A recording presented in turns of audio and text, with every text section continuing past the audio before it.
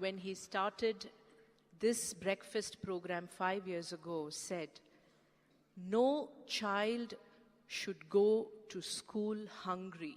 And he said this should be the vision of Annapoorna.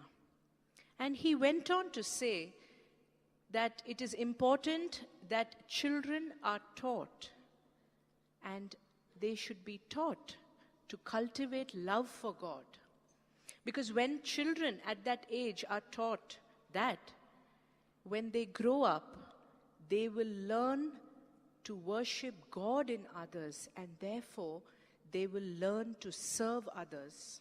So all that Bhagwan Baba does, whether it is the breakfast program, whether they are medical camps, anything to do with children, it is to serve them with love so that they learn what love is and how to inculcate that love for God.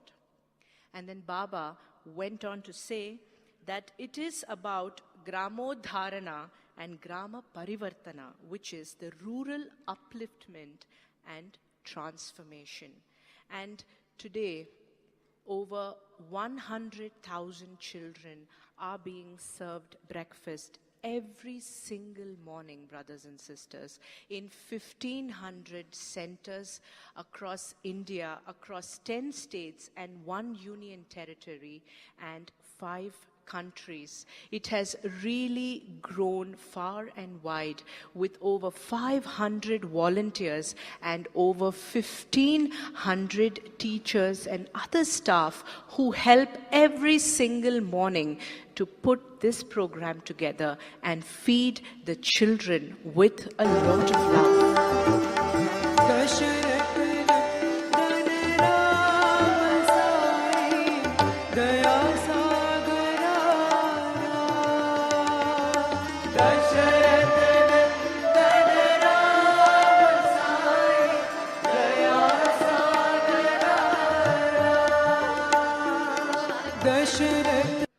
ಶಾಲೆಗೆ ಬಂದು ಪ್ರಾರ್ಥನೆಗೆ ಸರಿಯಾಗಿ ಭಾಗವಹಿಸ್ತಿರ್ಲಿಲ್ಲ. ಕನಿಷ್ಠ 5ರಿಂದ 6 ವಿದ್ಯಾರ್ಥಿಗಳು ತಮ್ಮ ತಮ್ಮ ತರಗತಿಗಳಲ್ಲೇ ಉಳ್ಕೋತಾ ಇದ್ರು. ವಿಚಾರಿಸಿದಾಗ ಅವರ ಸಮಸ್ಯೆ ಸುಸ್ತು, ಆಯಾಸ ಅಂತ ತಿಳಿಸಿದ್ರು. ಅಂತಹ ಒಂದು ಸಮಸ್ಯೆಯನ್ನ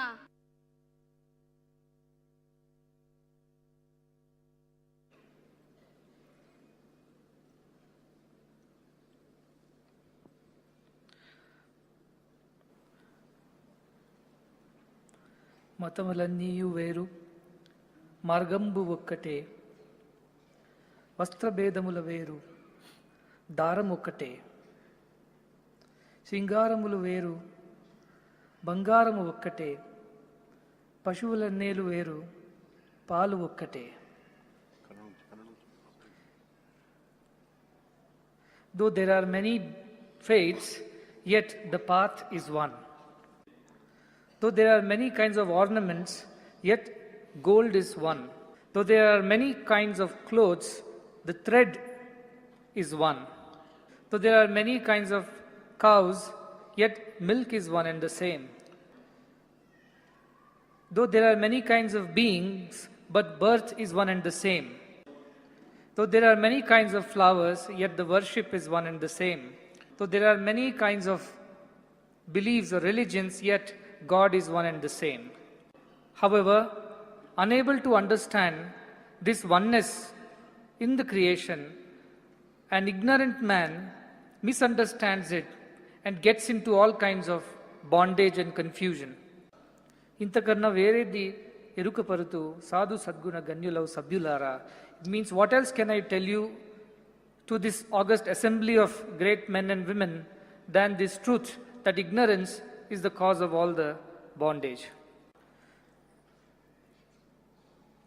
Dear embodiments of divinity, truth is there is only one and no two. It is one truth which manifests itself in several ways. This is what is being propounded by our scriptures when they say, Ekam Sat Vipra Bahudha Vadanti. There is only one truth spoken by wise men in many ways. Every human who is there on this earth is born or made of the same 5 elements.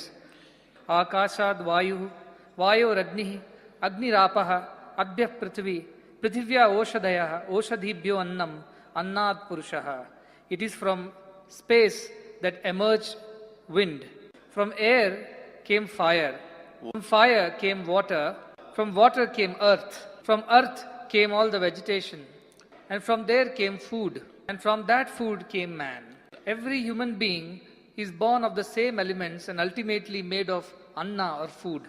Without food, man cannot exist. Just as without air, without water, without fire, that is the heat within the body, without the earth and all these elements provided by God, man cannot exist. The creator of this cosmos provided therefore all these things absolutely free without any differentiation whatsoever. Because he knew that without these basic elements, without these basic necessities, man cannot lead a happy life. In fact, man cannot lead a life at all. Therefore, in this creation, we do not see any kind of differentiation, caste, creed, gender, race, religion, geography, when it comes to these elements that have been given by God for the sustenance of man. Everyone, all these things are available absolutely free of all cause and without any differentiation. In this sequence, right from the space till the man, there is one important link, and that is of food. From Akasha, Vayu, Agni, Apa, Prithvi, Oshadhi, Annam. After Annam comes Purushaha. Therefore, God willed that there is enough for every man's hunger or every man's need on this earth. Once he had created all the elements, water, fire, earth, vegetation and food, then only he provided life to man so that he can sustain himself without any problem. And see, how did he provide it? He provided absolutely easily available to everyone without any cost or any differences. Alas, the misfortune of mankind was such that they found differences between each other and therefore decided to divide all that was provided by God to everyone. And all those things which were provided by God out of love and compassion were now charged, differentiated between one caste and the other, one religion and the other, one country and the other, and that's how all these differences cropped up. This land is different from the other land. God did not draw the boundaries, man did. He did not differentiate that this water should quench the thirst of these and that water should quench the thirst of those. So it is with light, water, air, fire. There is no differentiation whatsoever. But then man created money, born out of his selfishness and greed. And thus came about the downfall of this quality of compassion and kindness in the world. Today, whether it is water, air, fire, earth, all these things, they are also being charged. This is the narrow-minded, selfish approach of the humankind, which is no more kind. One is always looking out for one's own needs and comforts and is totally unaware or insensitive to the needs of others. Even animals give things for others' sake. Look at a cow which yields milk. Not just it feeds its own calf, but it produces enough to feed the other hungry people, including children of man. It is natural for a cow to first feed its calf because it is its motherly duty or parental duty to look after its own child first. But it does not end there. It also cares for the others who may not have that. So it yields enough milk that it not only suffices for its own calves but also for others. Even animals know how to lead a life of selflessness. Unfortunately, man has forgotten. Therefore, man has become worse than animals in modern times, having forgotten the selfless way of life. And this innate selfishness in man is the cause of all the troubles in the world, all the problems in the world. There is no second thought about it. Nenu nadi, I and mine, I and mine. Between these two limits, man lives all his life. He is never able to cross these two edges to go into the realms of we and ours. I have eaten, that is enough. I have slept, that is enough. I have wealth, that is enough. I have education, that is enough. In this way, always leading life in I, and nothing more than that. Narasimhamurthy told about the Indian way as the solution to the problems of the world. What is this Indian way? Udara charitanam tu vasudaiva kutumbakam. For the broad-minded one, the entire world is his own family. Only for the narrow-minded, there is I and mine. This is Indian way. That all are ours, we are one family of humanity. If my child does not eat today the food, I will not be able to stay at peace. If my child or my family member is in some kind of sickness, I am not going to be resting because I consider them as my own, therefore I suffer with them in their suffering. Like the limbs of the same body, if one part is affected, all the body suffers. This is the oneness that is needed to be understood today. That we are all one, we are part or limbs of the same creator, same creation. And it is not wise to ignore one part getting affected, thinking that it does not affect the other part. One may think that is not my child, why should I bother about whether he had food, had education or health or not? But don't you forget even for a moment that the same child will grow tomorrow to become a member of the same society in which you would live. And if he is not given proper education, nutrition, health and all that he requires, tomorrow he will be not only a burden on the society, but also be positively dangerous to the society. And how are you going to live in that society peacefully all by yourself? How are you and your family going to be at peace when so much of unrest is all around you due to your negligence? Therefore, it is sheer ignorance to think that if I and mine are fine, all else is okay and we not bother about others. Only when we understand that everyone in the society is ours and we are all linked together, only when we all are happy can we lead a happy life. We cannot lead a happy life otherwise. And the most important member of the society is the child. For child is the seed of the tree of future. And the child is not merely the responsibility of the ones to whom it is born, but it is a collective responsibility of the entire society. With this thought in mind, with this ideal in our perspective, Annapoorna was initiated. And do not think that I am speaking it from some spiritual high point because I am known for that, but I am talking to you in very practical, simple terms. I have been from a family that would find difficulty to make two ends meet. Therefore, I know what it means to be hungry all day. A hungry child can barely concentrate on the studies that we are trying to impart. A hungry child cannot concentrate on the studies. Then all the efforts of educating the child will go waste. And so many teachers are working so hard to give education. When the governments are putting efforts to educate every child, the little we can do is to ensure that the child is in a proper state of body and mind to receive that kind of education. His body is in comfort because he has eaten well and not sick. And there is peace and harmony inside the family so that his mind is at peace to receive the education. Without these two things being in place, how are we going to ensure that the child is really going to benefit from efforts of education? And therefore, it is important that every child is provided with nutrition first thing in the morning before he takes to the education. And how can it be done? If every mother on this earth thinks that another child is also mine, if every father on this earth thinks that another child is also mine, if every brother on this earth thinks that another brother is also mine, and every sister thinks that another sister is also mine, it's possible to feed everyone. When everyone breaks away from these shackles of I and mine, this narrow-mindedness, it's possible to see to that every child is fed. 50, 500, 50,000, lakh and 5 lakhs, these are all numbers, nothing more than that to me. This is just to give some direction and some aim to those who are working towards it. But right when Annapoorna Trust was formed and they asked me what is the motto or the vision of this trust, I declared it then and there. Let no child go hungry to school ever. No child, not 1, 2, 50,000, 5 lakh or 10 lakh, no child.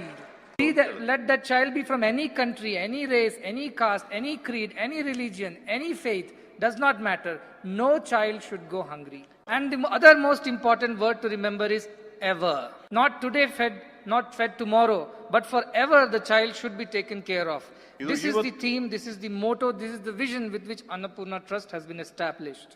So while we all get together hand in hand to work towards this goal, let us remember that our theme, our motto, our aim is not just to feed a few hundred or 1,000 or a few lakhs in few states or territory, but in the entire earth. No child should go hungry to school ever. Because every child is our child. And every child is the responsibility of all of us. The one who has eaten, it is his prime responsibility to feed another who is hungry. The one who is educated, his prime responsibility is to see to that another person gets education. The one who is healthy, it is the prime responsibility of such a person to see to that another sick person is also healed. The one who is clothed, it is his responsibility to see to that another person does not go naked. The one who has a roof above one's head is to see to that another person also gets shelter. And the one who has some wealth to oneself should see to that another person does not die in poverty.